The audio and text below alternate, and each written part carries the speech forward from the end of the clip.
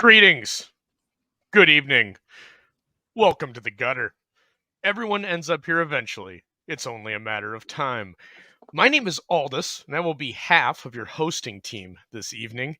The other half, and arguably the more likable as well as talented, in my opinion, is my co-host, JP, RaidenRadio. Thanks for joining us. There's no way that could possibly be true. Well, it's compliments are part of the game, I guess, or something like that. Oh, you're blowing smoke. I'm sorry. There we go. And our guest this evening, we have none other than Comics by Dylan. Dylan, thank you for joining us, my friend.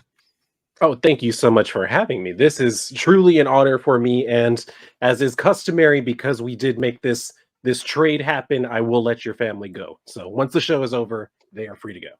I appreciate that. I've missed them. Actually, I haven't. I've been sleeping a lot better. But all right. So each episode of The Gutter stands alone, a solitary tale in the classic Western sense, when no guest is present, and told in more of a interview than narrative form with a guest, focusing on informative topics du jour, whatever usually the guest has chosen. This can, and in fact has, ranged the gambit, although it has actually yet to reference Gambit, which is kind of weird. From comics to film, from music, which was done last week with RaidenRadio on the multi-generational storytelling of the East Coast band Defeater. In each instance, the goal is to provide a kind of engaging content that those of us here on the gutter, specifically me, find sorely lacking on this interconnected series of tubes. Due to this, or perhaps in spite of it, depending on your particular brand of perception. And I think it also depends on whether you've peeked behind the proverbial curtain of what actually goes on in backrooms. While each week the guest is usually the one that directs the general topic, I am going to open up the floor to those in the audience, gutterites or gutterines, however you want to label yourself, and ask you what you'd like to see or who you'd like to see on. Let me know what you felt worked and what absolutely didn't, and by all means, raise your voice and let me hear it. You're welcome to do this in the comments of this video or any video that's over on the backup channel, or DM me in particular if you don't want your comment to be seen by everybody. With all of that being said, we need to greet our illustrious chat this evening.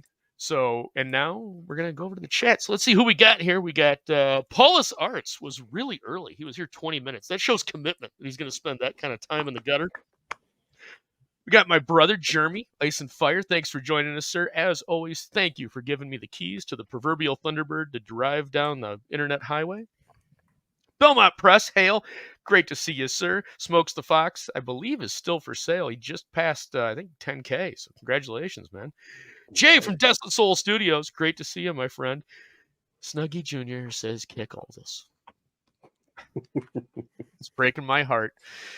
And it'd probably hurt more if you weren't the president of the Whitesnake fan club, my friend. But Steve Worcester, that Star Wars boy. Great to see you in chat, sir. Had a great discussion with Steve about Al Williams' art, specifically in the Star Wars comic strips that he did.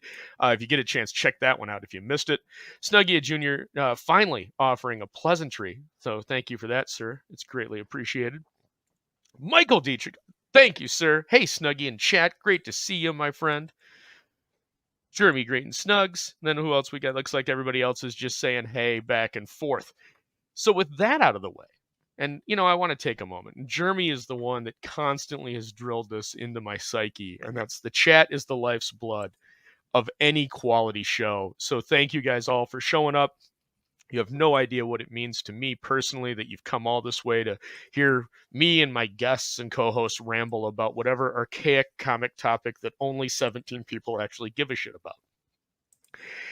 So from there onward, and dare I say upward, when I first reached out to Dylan about being on the gutter, and I did so with one specific inclination behind it, and that was Dylan is, much like myself, a true comics fan.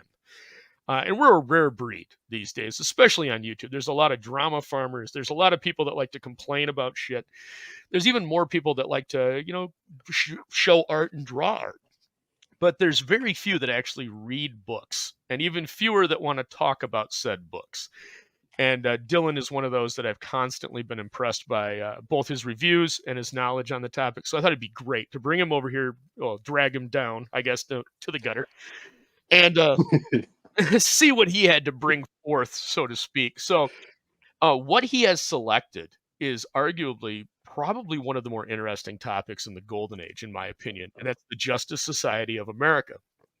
This is the first team that has ever formed in Cape Shit Comics. Without the JSA, you don't get the Justice League, you don't get the Avengers, you probably don't even get the X-Men. You might have gotten them, but certainly not in the forms that they were in. And while tonight, I will specifically be focusing on the Golden Age origins, Dylan, I'm sure, will venture all over the place. So, but before we get into it, I would like to offer one little caveat, and that's that the Golden Age of comics is so often maligned for its simplicity, and yet in the same breath, those ignorant detractors will also praise the contemporaries that ape the styles and formulas that were established in those halcyon days of yore that we're going to be talking about tonight. So when you hear somebody talk like, oh, the art wasn't that great, or the stories were simple, these were books that were written for kids, directly for kids. That was their market. And they sold at a level that comics could only fathom today. So before people are going to tear them apart, everybody needs to take a step back and realize that arguably this era, and especially this book sold incredibly well, means something a lot more than what most people think they do. And I don't know if we'll get into it or not. We may or we may not, but those previously mentioned simple tones certainly were at the forefront of what Alan Moore and Frank Miller were thinking of during the 80s deconstructionist beginnings of that movement, or postmodernism. RaidenRadio is always here to correct me on my appropriate utilization of terms. But so, Dylan, what is it about the Justice Society of America that really you find intriguing and fascinating? So for me, I think it's kind of an interesting intersection of different interests that I have. In that I got back into reading comics by deciding to go all the way back and read all of the major events. So of course that meant reading the classic team ups between the Justice Society and the Justice League of America. And in reading those comics, I really fell more so in love with the Justice Society. And I think that's more so because I grew up with an appreciation for older type of media. My mom has always watched a black and white movie like every day that she wakes up since I've been born. So I grew up kind of with that appreciation for older media and an older type of like way of living. It's just to me, it's always been more appealing, and just the whole world, the whole era of the Justice Society encapsulates that so perfectly for me. And it's the perfect distillation, I think, of the just pure superhero costume hero like mindset. It's all just kind of in that era, and the Justice Society for me is what really embodies all of that. So to me, that's just, they represent so much more than just a superhero team or individual characters. For me, they kind of represent an entire era and a mood. So that's just part of the reason why I love them. Gotcha. Okay. So what we know now as DC Comics at this time, and the time we're talking about is the later portion of 1940, is actually two comic companies that are being published by one magazine company, and it's All American Comics and National Comics, and they've each got their own assorted characters, but both of them kind of get together and they agree to use each other's characters in what is All Star Comics. And All Star Comics had two issues prior to the one that we're really going to kick off with tonight. And like almost every other title in this early comic book field, it was an anthology series. The first two issues featured several of All American superheroes, but it was with issue number 3 in November of 1940 that writer Gardner Fox and editor Sheldon Mayer devised the idea of having all of All America's costumed Cape Shit crime fighters form a team. And in the first story, they really only appeared in one framing sequence drawn by E.E. Hibbard, who we're going to talk about here in a minute. And basically, they're sitting around a dinner table. They're having dinner together, and they're telling their stories of their various solo exploits, almost like a Canterbury Tales type style, where they're just each recanting each of their individual stories. So All-Star Comics #3, again, November 1940, primarily written by Gardner Fox, edited by Sheldon Mayer. The cover is by E.E. Hibbard. Interior to this, there were a series of stories. The Spectre story art was by Bernard Bailey. Dr. Fate's story was by Howard Sherman. Hawkman's story art was by Sheldon Maldorf. Sandman's story was by Krieg Flessel. Our Man's story, who I know Joe Ball just commented about in the chat, who, yeah, he is pretty much, well, he's not the lamest. We'll get to the lamest guy. Our Man's story was by Bernard Bailey. Green Lantern's story was by Martin Nodal. Adam's story was by Ben Flinton, and the Red Tornado Johnny Thunder, who is the lamest guy in the book, was by editor Sheldon Mayer himself. Sheldon Mayer also edited a 2-page Johnny Thunder story. So it's a pretty thick anthology tale. It's got a lot of little stories. The cool part about this book in particular is, like I said, it's the first time that a team is ever formed. Now, a little bit about the two of the creators that I mentioned. The first is Everett Hibbard, or E.E. Hibbard, and he is the primary artist. He did the cover art and he did the art for the primary story. He was a comic artist throughout the later portion of the 1930s and most of the 1940s. He retired completely from comic work in 1957. He went to work actually as a studio and sketch artist for the J. Walter Thompson Corporation for TV and print media. And basically, he became what a storyboard artist is today. That's what he was doing. And he did the rest of his career there, and then he retired. And he was retired for a short period of time. And you often see this with some of these guys that are coming out of the 30s and the 40s. They're workaholics. They need to do something. And so later in life, he actually gained huge recognition. In the 70s and 80s, he became fascinated with nature and arguably produced some of his most beautiful pieces, doing watercolor and oil paintings of nature. And he did animals and nature scenes. And these are actually still today, these prints are in high demand. They're absolutely stunning. If you ever have gotten a chance, check them out. Go check them out. They're absolutely beautiful. But sadly, he did pass away at the age of 89 in November of 1998. The other gentleman that I mentioned is Gardner Fox. And Gardner Fox is one of those guys that's coming out of this era of comic bookdom that is just absolutely... there's no real word. He's a Renaissance man. He received his law degree from St. John's College. He was admitted to the New York bar in 1935. He practiced law for 2 years and then kind of got bored and went and started writing comics because, hey, the law thing's working out, but I'm bored, so I'm going to go write comics. So he knew Vin Sullivan, who was the editor over at what became DC. And his varied interests are absolutely amazing. And if you go through this guy's books, what you'll see is real world historical references, scientific references, mathematical references, literature reference, mythological metaphors, hundreds of examples of symbolism. And he's quoted as saying, knowledge is kind of a hobby with me. This is the guy, he just collected facts.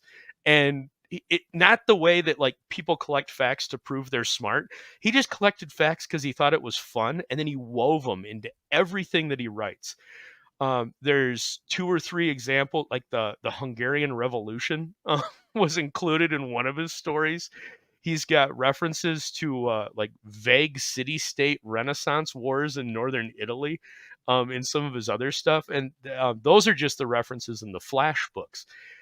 Also, speaking of the Flash, Gardner Fox is the person we can either place the crown on or blame, depending on your particular view. He is the creator of the multiverse. In 1961, in the Flash story, The Flash of Two Worlds, that was the first time a multiverse had ever been introduced into comics. And Mr. Fox is directly responsible for it. So, all that being said, the Justice Society of America had, I previously went through some of their stories, but we're going to go through some of the characters. And guys, stop me if you want to talk about anybody in particular. But the original lineup of the Justice Society was the Alan Scott Green Lantern. And this is the wood guy. This isn't the green Green Lantern guy that you're thinking of now, this is the guy that can, is scared of wood, which is ironic kind of with what they did with him later, I guess. You've got Flash, the Jay Garrick Flash, Jim Corrigan, the Spectre, Kent Nelson, Dr. Fate, Joe Ball's favorite, Our Man, who was Rex Tyler. My personal favorite, because of what was done with him by Matt Wagner in the 90s for Vertigo, Sandman, Wesley Dodds, Adam, Al Pratt, of course, Hawkman, Carter Hall, the previously mentioned Johnny Thunder. I'm disappointed I ever had to show an example of Johnny Thunder on the gutter, but be it what it may. Not lingering on it.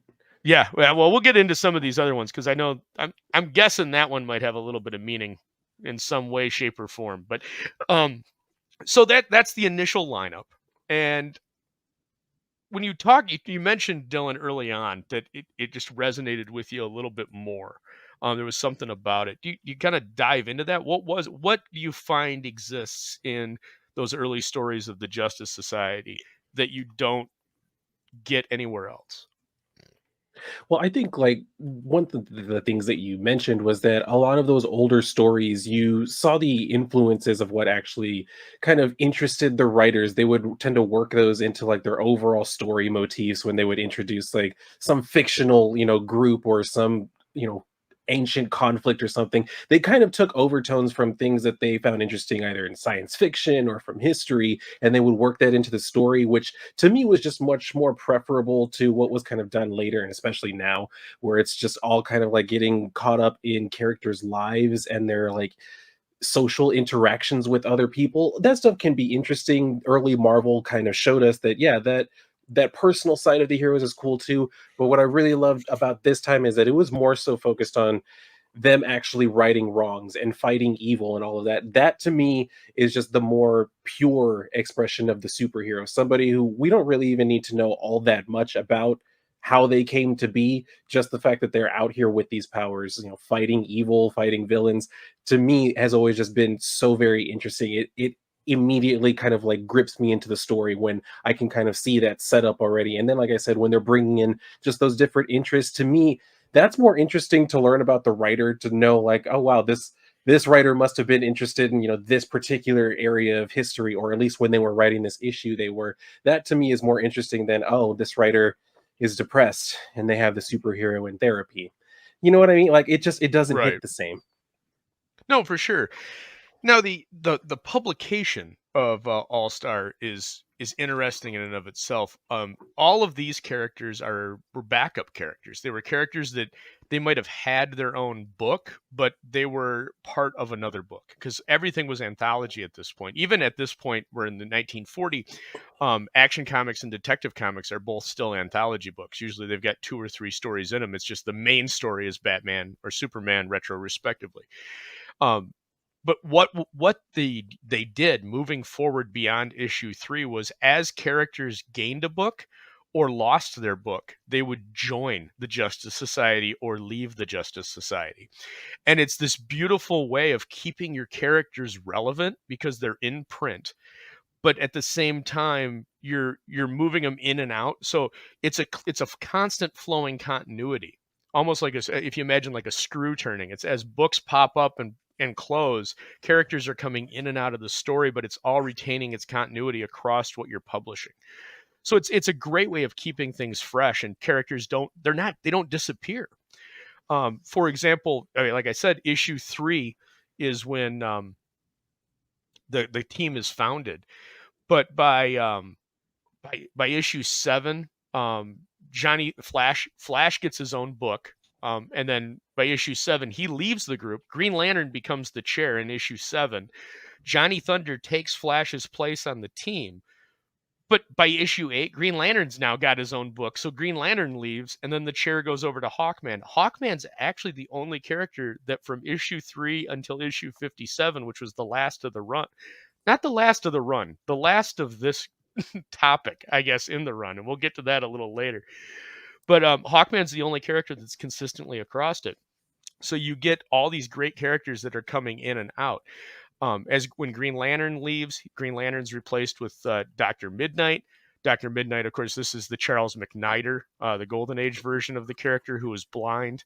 Much to Joe Ball's dismay, also in issue 8, Our Man takes a leave of absence. So tragically, Our Man, who he's the lamest next to Johnny Thunder. But yeah, it's So, but he sorry, I had a question. So the way you describe it, is the world being treated almost like a AAA ball club where players are getting sent down and called back up based on and so what right at this era, there were two styles of books being published. You had the bi-monthlies that were two books a month, and then you had the quarterlies, which were 4, arguably 5 times a month. It really depended on the book, because some books, if it sold well, they do like an extra one with like a month and a half instead of a full 3 months. So you have books that are being published 4 to 5 times a year, and then you have books that are being published 24 times a year. And so depending on sales numbers, they would move characters into a bi-monthly, or if sales weren't at the level, they would move them out of a bi-monthly and then launch another character. So they're constantly, it's no different than what they do today with constant reboots. It was just being done then on a much faster scale within a full year, because everything's chaotic at this time. But yeah, it is essentially the minor leagues. Flash got pulled up first. He was the first one that got called up to the major leagues. And then following him, Green Lantern, the Alan Scott version, got called up. And that's the thing, is all of these characters since this era, all of them have been rebooted ad nauseum repeatedly by DC. But probably one of the more interesting things, I mean, and Wonder Woman also, I should mention this, because I love this little thing. Wonder Woman made her appearance also in issue 8, and by issue 12, she joins the team. But they force her to be their secretary because fuck you, it's 1940. That's why. That's woman's place. Come on now. So remember what time period we're in. Get the coffee today. And then that was actually retconned by the absolute fucking baller legend John Byrne with Crisis on Infinite Earths. He realized they had a problem. DC editorial didn't realize they had a problem. John Byrne realized they had a problem, because DC editorial wasn't as big of a fan of this series as John Byrne was, who read it as a kid.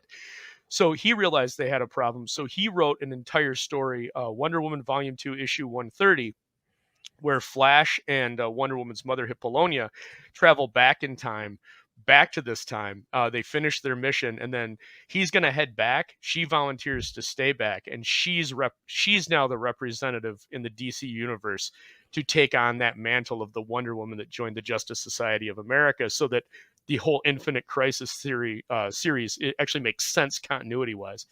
So John Byrne, yet again, bailing out a major comic publisher by actually being a fan and recognizing the problems. But following, so also, and this series sold pretty well, and it moved in, and then December 7th, 1941, the Japanese attacked Pearl Harbor. And this is included right in the book. And President Roosevelt, in the comic, shockingly, in a moment when he wasn't shredding the U.S. Constitution or bringing sweeping socialist changes into our country, decided or banging his mistress, I should also add that, reached out in the book to all of America's heroes, and the Justice Society they join the All-Star Squadron, which is they're going to go help fight the war. And then you get the Justice Battalions formed, and then you get a bunch of great Warriors comics where Mr. Terrific ends up joining the team, the Terry Sloan version of the character. Also kind of lame, arguably. I mean, you get what a banger costume. Yeah, dude, it's not as bad as who was it? Oh yeah, right here. It just this. Where is it? What? Why? I mean, it's 1940. That's why. But why? And it offends me too, because like when I was younger, I thought that he just had his bare legs out, and then I found out no, those are actually like tights. I was like, he had flesh-colored tights on. Now I feel cheated. Fuck the Adam. Those are just pantyhose. There you go. Exactly. It was a different time. He was a man's man. True, I guess. All right, and then in issue, so Mr. Terrific joins in issue 24. Black Canary, again, the Diana Drake version of Black Canary. joins in 38, and she's officially the first female character because they don't force her to become the secretary. So, we go to war, and now women can fight. We don't need any. Well, arguably that or Wonder Woman was already the secretary, so we didn't need any more. And then Hawkgirl shows up multiple times. She joins the team, but she mainly assists in issues 5, 8, and 15. And then you got a bunch of great stories. And then issue 57 happens, which is another cover by Hibbard. And then issue 58 happens, and whoa! Just like that. Flip the script. Where'd the team on them. go? They're gone. And DC just killed them. They just stopped, and they made it a Western book in 1951. And they don't reappear until the 60s. I think it's 1963. They bring the Justice Society back. So for 12 years, they're just gone. They went from this to nothing in 12 years. In one of these more stranger decisions. It was retconned as it was a result of McCarthyism. That the feelings of McCarthyism, they were going to force all of the heroes to reveal their secret identities, and all the characters ended up quitting the Justice Society, and a bunch of them settled down and started families. And then by 63 and into the 70s, as they reboot the series, there's a whole bunch of their kids now that they've elevated up to new levels, and they're using those characters. And so that's the general, just like 500-mile-an-hour version of what the Justice Society, the general history. I do want to spend a little bit of time on some of the villains. Did you have any favorite villain, Dylan? Not really, not in particular, other than age. That's the biggest villain, I think, to me, especially with the Justice Society, once they decided to really bring them back and kind of try and address the fact that they have these old wartime heroes still around, and then they just made them old. And for a few years, every time we saw Alan Scott, his hairline is all the way back here, and Right. it bothered the shit out of me every time. I was like, "Can y'all make him a little younger? This is just embarrassing. Put the man out of his shame. Give him the old Yeller treatment, y'all. This is just cruel." Right. Well, I had a few that I cherry picked out. I always liked Brainwave. I thought Brainwave was fun. Yes. And then Psycho Pirate, which is, I couldn't find a good picture of Psycho Pirate. I had to go with the Dr. Fate and Arrowman. I'm sorry, Joe. Another hour. I apologize. Had I known. Wizard, who's pretty lame but funny, and then Paradegaton, who's actually kind of cool as a villain. He is in the series. Used repeatedly afterwards, but kind of fun in the general tone. But yeah, so in general, that's the Justice Society. And then I can't believe you skipped over like the villain of the, come on.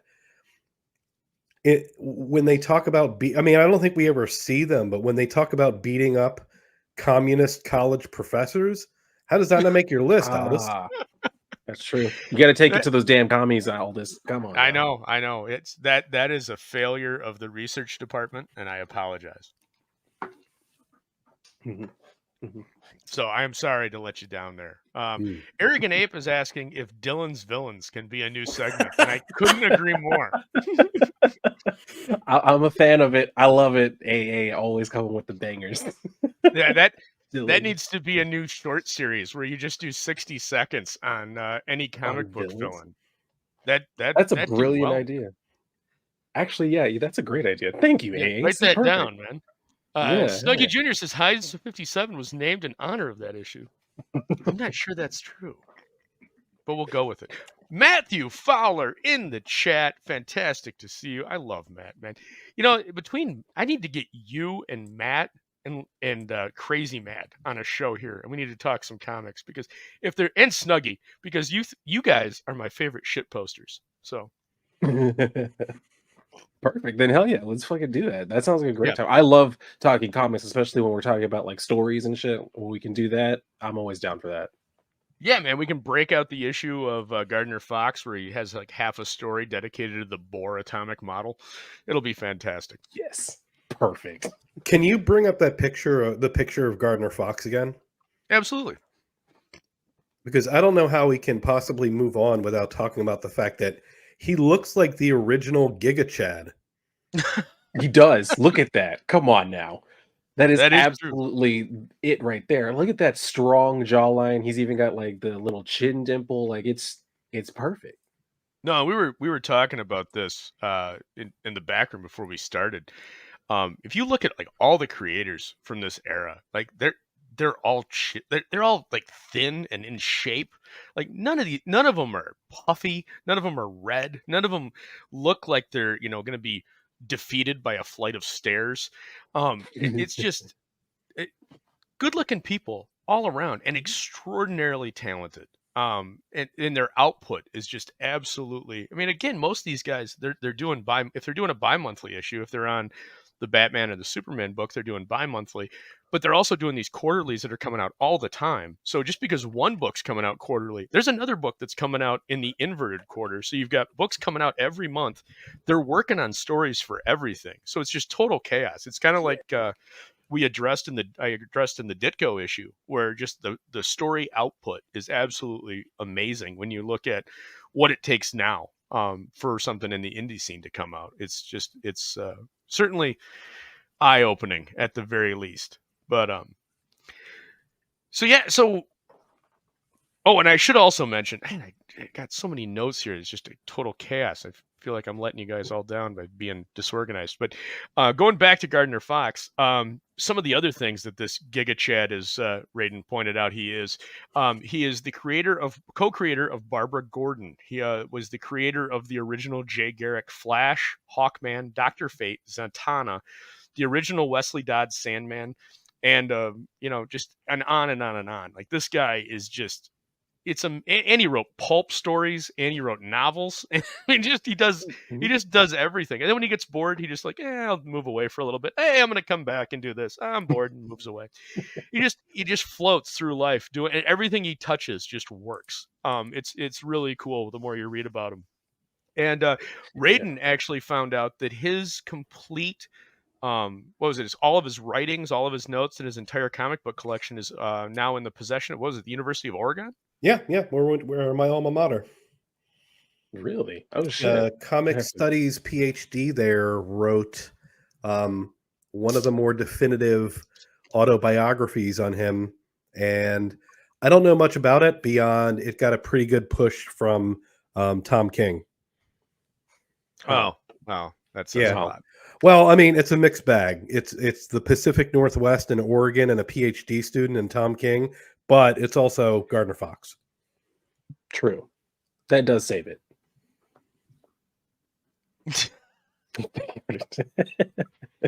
Snuggy going out of his way to put an exclamation point on my previous comment about shit posting. Thank you, Snugs. Love it. Arrogant Ape says most comic creators look like Shin Godzilla when he comes out of the water. Rick Saylor's here. True. Great to see Rick. There's another great comic guy. And bet they all smoked pipes. Yeah, they probably did, because they were refined, erudite human beings that, if they were still alive today, would subscribe to the Gutter. Exactly. As you all should, if you're not already. Absolutely. So of the teams, did you have a favorite character? Was there anybody that stood out for you, Dylan? Dr. Midnight. 100%. Dr. Midnight? I kind of figured that was probably going to be the favorite there. So what was it about Charles McNair that really resonated with you?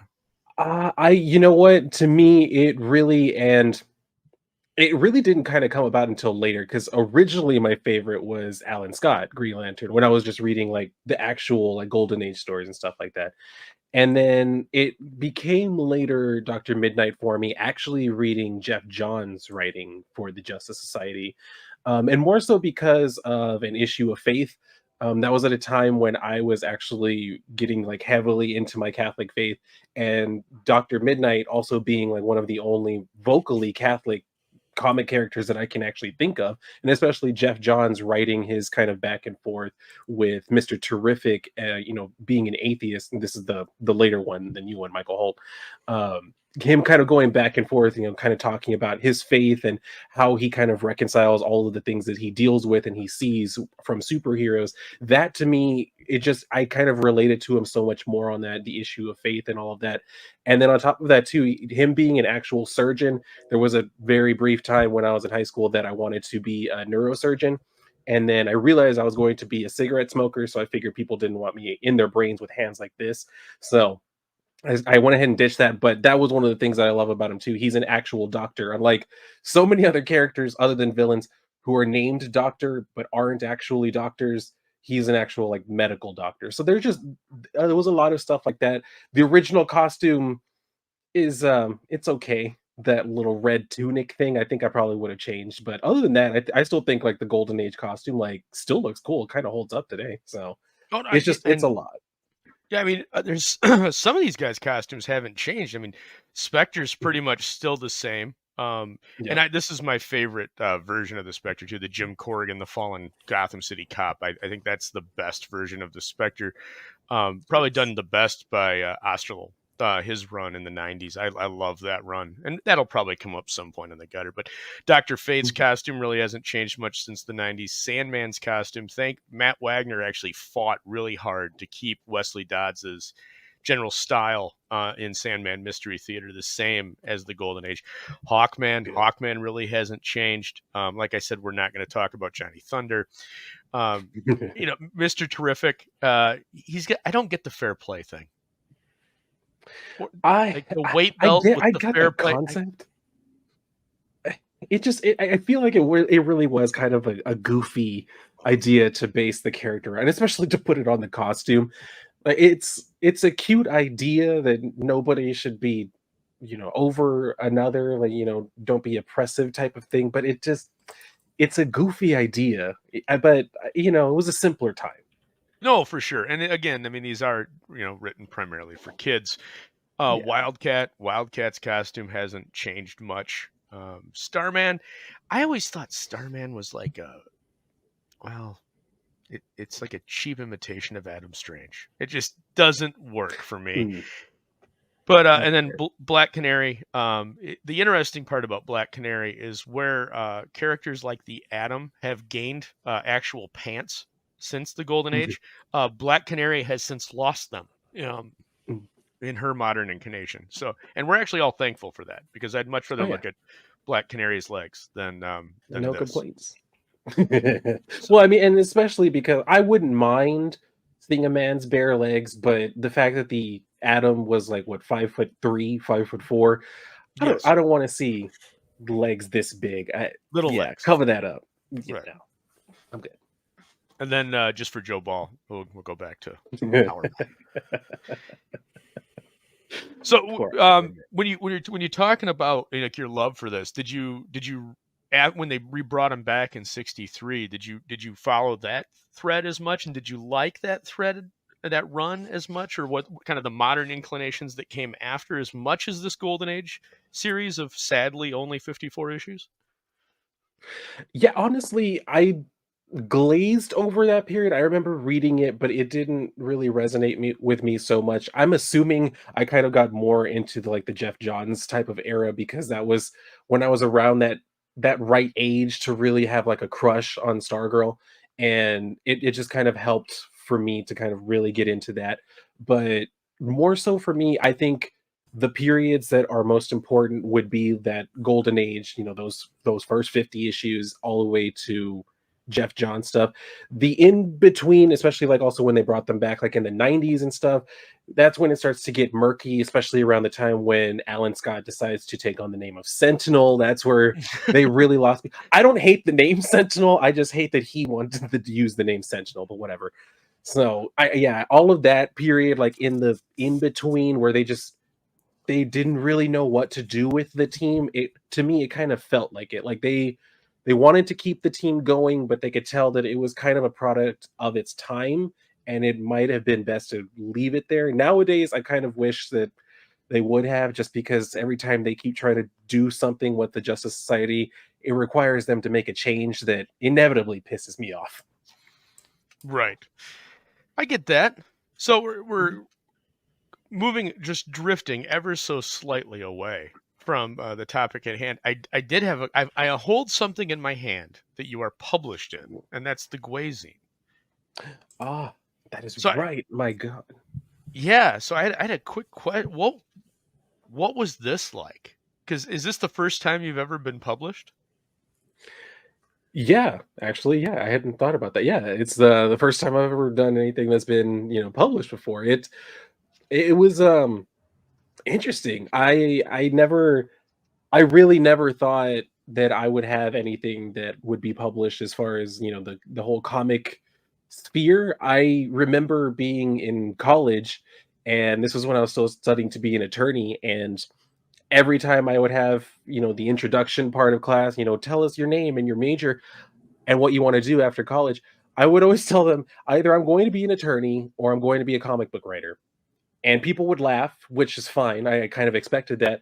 But I didn't really ever, it was kind of a joke. I didn't think I'd ever be doing stuff like this. And then when we were actually in the process of making it, it all just felt so natural. Like everything just kind of kept falling into place. We were just pushing, getting it done. And then before I knew it, it was there. And now it's, it's on my wall. Like a thing that has my name in it is on my wall. Like it's very surreal to me, but at the same time, it's very exciting. I'm really amped now to be bringing an actual story in the next issue.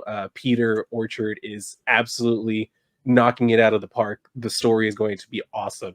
It's just going to be a lot of fun. So But yeah, hopefully it's going to be a lot more. You couldn't get a better guy, man. Peter Orchard he's just a fantastic artist. He's leveling up beyond belief. Yes. If you look at his work, his fan submissions have been absolutely stunning. And for any of you either listening to this in the replay or in the chat now, if you have not backed the Guazine, I cannot recommend it enough. This was such a surprise. It certainly was not what I expected. And that in this case was a positive because I had no idea what to expect from these guys. And man, they delivered something that in my discussion on Underground Comics, I talked a little bit about the history of the zine and what it means. And zines were always a little slightly subversive. And the Gway hits every tone that is a true zine should, with the exception of one, and that is that it's published well. Usually zines from that era that this is hearkening back to are shoddily done and, kind of not thrown together half-assed, but like, you need a hepatitis shot when you're done. Yeah, you don't want to touch it. Exactly. It's the kind of thing you kind of feel filthy about and you hide in your sock drawer. This is something that you want to bag and board and protect because, and I know I've said it before, but Juanito's story is the absolute standout of the Guazine. That is, I did not expect that from that kid. Holy shit, it blew me away. So congratulations, my friend, on being published. I was, like I said, just well done. Looking forward to issue 2. Can't wait to see what you've got in store with for us for future writing. And then do you have anything else that you're working on? I know you said you're working on another short for the Guazine. Do you have an individual project or anything in the future that you'd like to be doing? I'll tell you what, I would love to, and the guys in the group would love me too as well, because I'm pretty much the only one in the group that doesn't have like an actual project out there, like an ongoing something that I'm working on. So it's one of those things I would love to, but at the same time, I want to be able to get an artist. I would love it if it'd be Peter. I don't know if he'll have that kind of time, but on top of that too, to do like a full book for it, I would need to pay him correctly for that, and that's the biggest thing. Just the money thing is kind of holding me back, but other than that, I do have plans. I have worked on starting scripting my own superhero story, kind of just borrowing from different elements of stuff that I kind of loved, especially from like Witchblade and The Darkness, the Magdalena, like that type of comics. Those are the type of beats that I'm going for with the type of character I'm doing. So I do hope to do that at some point. The sooner the better. That'd be great. But it may take a minute. So yes, there are plans on the future. Whether or not they'll come out anytime soon, I can't promise it, but I know that there's about a 5 to 6 year period, a grace period, when you don't have to start working on the project. You just have to like tell people about it and take their money, and then you can keep going. Yeah. So I have time. I've got plenty of time. Historically, absolutely, all evidence points to it. And then, you can buy yourself even more time by doing like a second chance around year 3. Exactly. So, just keep that window open, man. Absolutely. I love it. But we've got welcome to Son of Liberty Radio. Great to see you, my friend. He's another longtime pulp fan, and I'm jealous. He shot me a picture of a Rogue Trooper issue he got recently that is just in absolutely mint condition. And God damn you, like it's I don't ever pull shit like that. But that's great. And then Fowler says Wildcat is dope. Trained fighter, 0 powers, and will still whoop that ass. Hell yes, absolutely. Yes. Don't forget a Black Friday sale. Oh man, so you do your first campaign for like 2.5. You offer a couple Black Friday sales where you undercut people that backed you previously. You close that campaign. 2 weeks later, open up the second chance. Rinse, repeat. Wipe hands on pants. Boom. 6 years. Perfect. Easy. And we're eating tomahawk steaks before the champagne hits the damn table. There you go, everybody. Hell yeah. Now you have it. Hey, don't forget the figurines. Oh yes. And the figurine. Yeah. Oh my God. I can't wait Such for a the shit wallpaper add-ons and stretch goals. It's going to be fantastic. So do you want to, Dylan, we still got a little bit of time here. Do you want to share anything? Let's talk about this. You got a story you're working on with Peter Orchard Studios. Can you give us a little like a sneak peek, or at least an elevator pitch for kind of what it's about? Sure. Actually, I will share with you. I'll send you one of the pages that he was recently working on. Yeah, we'll do this one.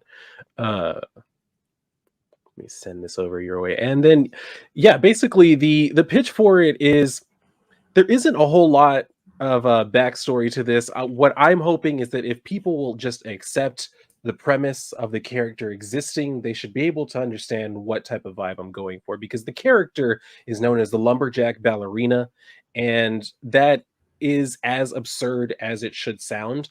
So what I want it to be is just kind of in the vein of things like The Goon, where it's just a regular character kind of going about their business, and then some nefarious character or creature happens to come across their way, kind of like the way that old Looney Tunes cartoons would be set up, where Bugs would just be going about his day, and then the hunter would come and stick his gun down his hole. Something like that. That's basically the type of vibe that I'm going for with this. And if this would work with me, I can get you the picture. Yeah, Michael says the key is to spend all the money you raise before doing anything with the book. These are all great ideas that all new creators should be writing down. Arrogant Ape says, and remember, those who are first shall be last. Yes, absolutely. And if they backed at the highest tier, make sure that they're the absolute last person to receive anything. These are all excellent ideas. And Snug's agreeing with me. This is great advice for creators. For sure, my friend. Take notes, everybody. If you want to be successful and a millionaire, this is the way to do it. You know what? Which one kills me? Like, not to get all serious, but like every time I see this, I'm like, what are you doing? Is when people have packing tape made just for their book, and it's like, yes, you just started out in this business, and you're spending money to print garbage, like actual garbage that goes in the trash. Yes. Exactly. That's what I don't like. There has to be a real thought about what are the priorities here. Like, your own personalized tape isn't really something you need right at the moment. You need a better story for a lot of these people, a better story or better art. Unfortunately, that's the unfortunate truth about a lot of the indie sphere, is a lot of people are not equipped to adequately critique, or at the very least recognize when the art needs to be better. And that's not a slight against anybody. It's just something that I've noticed. There's a lot of bad art everywhere, including in the mainstream. But in the indie scene, it's kind of more, it's all on you as the creator. You need to be able to recognize that when it needs to be better. Don't be blinded because somebody is bringing your vision to life. Be willing to be honest with the artist and tell them this needs to be better. Right. Well, contrary to disagreeing with us, as the contrarian that he is, Matthew Fowler says that branded tape is straight Gucci. Y'all some haters. Since day one, man. Since day one. Just Gucci. So I love that. we do have that picture finally came through. So let's take a look at this. Yes. This is what Dylan is working on with Peter Orchard Studios. There he is. There's my boy. And yeah, well, this is what we're going to have. And it's just, like I said, it's going to be a very simple setup in that this first issue, he's just going about his day when all of a sudden these monsters, you know, kind of intrude on his life. And we're going to end up basically seeing what's going to happen with that. I'm not going to give the whole thing away, obviously, but yeah, basically that's the setup. He's just kind of doing his thing when a problem enters his life and he ends up kind of having to solve it. And that lovely little possum character is his friend named Murray. I don't know yet if he's going to be a repeating character. We kind of came up with the idea that he's just friends with, you know, the woodland creatures, kind of on a first name basis with them, but I don't really know if he'll be reoccurring. Awesome. Well, it looks fantastic. So thank you. Looking forward to it for sure. It'll be interesting to see what you're able to put together. Snuggy says, priorities, shimorities. Arrogant Ape offers, I am included custom printed toilet paper in my campaign fulfillment. That's worse than garbage. And Son of Liberty Radio says, I posted my Tiger Blue package today, Matthew Fowler. Book looks great. And yeah, I apologize, Fowler. I got home. I got home late. I had 2 packages waiting for me. I knew what one of them was because it was from Chimera, and Chimera sent me, I don't even have pictures of it yet. He went to a con. My favorite Uncanny X-Men issue ever is issue 136, and Chimera, out of the kindness of his heart, got a signed copy from Chris Claremont himself for me. So I was kind of excited to get that open and show it to my family, who then proceeded to go, that's nice, and then turn away and not pay any attention to it. Why? Because they love me and are interested in all the things that I love. So I've got my Tiger Blue package. I haven't opened it yet. I will be sure to open it up and get some pictures up this weekend, Fowler, because there is no book that I'm more excited for than a Fowler book, because they always come across as hot, absolute fire, much like Maddie's opinions on the feed. So last words, I guess we're going to close it out there. RaidenRadio you have got Noirlum Listen up on Fund My Comic. The link to that is in the description. The link to both of these gentlemen's YouTubes are in the description. Both of their Twitters are in the description. There will be a pop quiz coming up in the next few weeks that if you're not subscribed, you will be banned eternally from the chat. So make sure that doesn't happen. JP, do you got any comments before we close it out? Oh, no, I don't really have anything going on. Oh, I'm launching another book this coming Friday. How Did I 2, launching on Kickstarter, and that'll be a party over on Bancroft. Awesome. So you've evolved as a creator. You went from launching one book and fulfilling one book to now you've elevated yourself to the launch one book, not fulfill that one, launch a second book. Yeah. So you're upping your game, man. That's fantastic. Yeah, I need to get the packing tape and put it on the wrong book when it goes out. I love it. I love it. If you could also put the backing board, the uncoded side, towards the book, that always lets me know that you're a dedicated comic fan and you're taking care with the product that I purchased. I really appreciate that. Dylan, any last words? No, I appreciate having me on to talk about the Justice Society. I am glad everybody was here. Thank y'all for coming out. If you are not subscribed to my channel, feel free to go and do that. I talk about comics, movies, TV shows, pretty much everything dealing with all of this sphere. So go ahead and get on that. And as I always say at the end of all of my videos, if y'all are done here, y'all should probably go read a book. That's what I always recommend. Hey, I like damn that. book.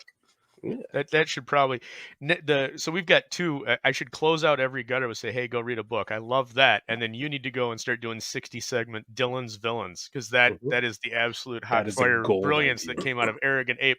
Next to this one, which is I'm ready for the PSA sequels to Noirlum Stop and Look.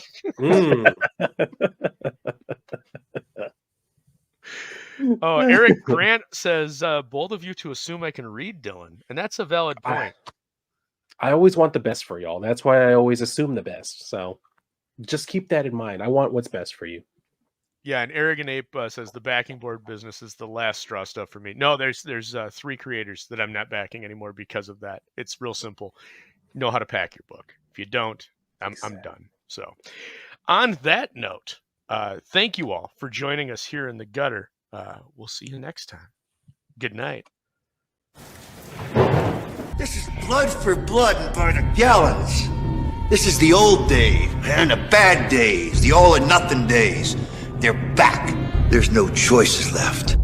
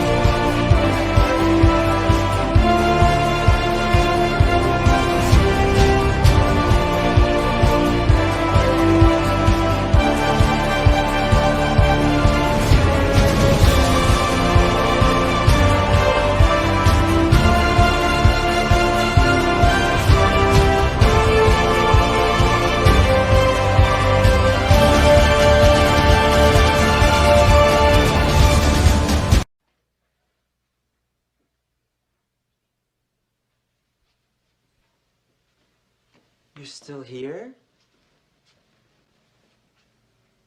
It's over. Go home.